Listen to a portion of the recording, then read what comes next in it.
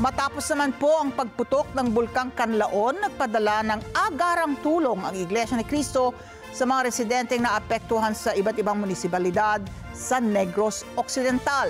2 lugar ang pinagdausan po ng lingap sa mamamayan na napuntahan po ng ating news team. Kasama po si Erlo Bringas, ang La Carlota at Valladolid. Karamihan po sa naapektuhan ay mga magsasaka at iba pa kung saan nasira rin ang mga pananim na gulay dahil po sa naging pagputok po nitong bulkan.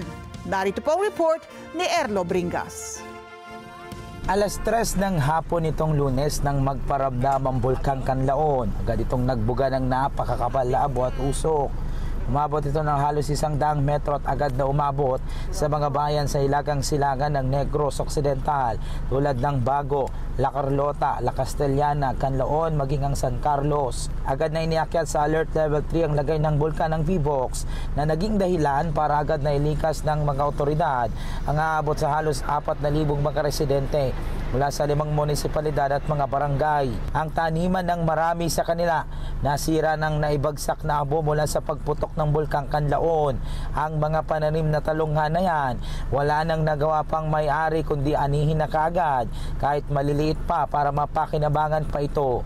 Matapos ang naging pagputok ng Bulkang Kanlaon, agarang nagpahatid ng tulong ang Iglesia ni Cristo sa mga nakatira sa ilang barangay sa apektado lalo na sa Bago City.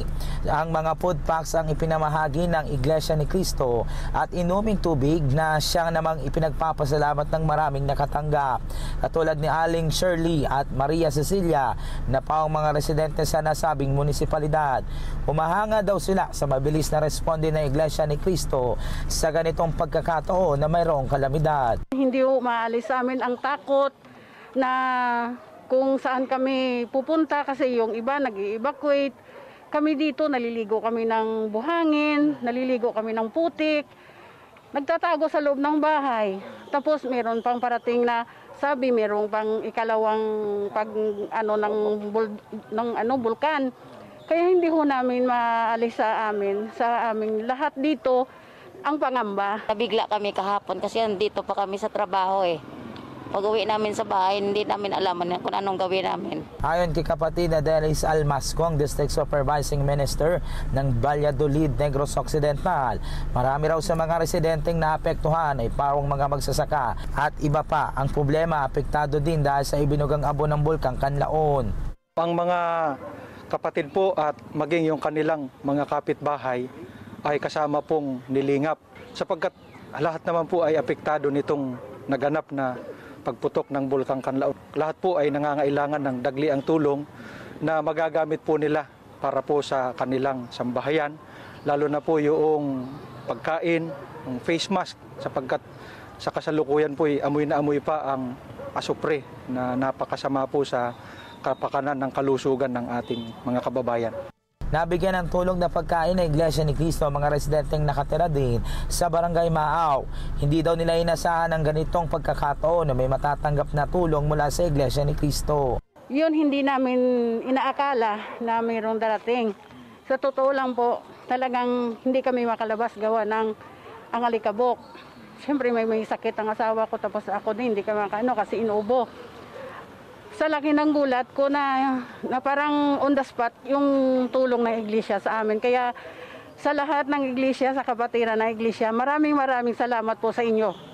Sa tulong na binigay nyo, malaking bagay na po to sa amin.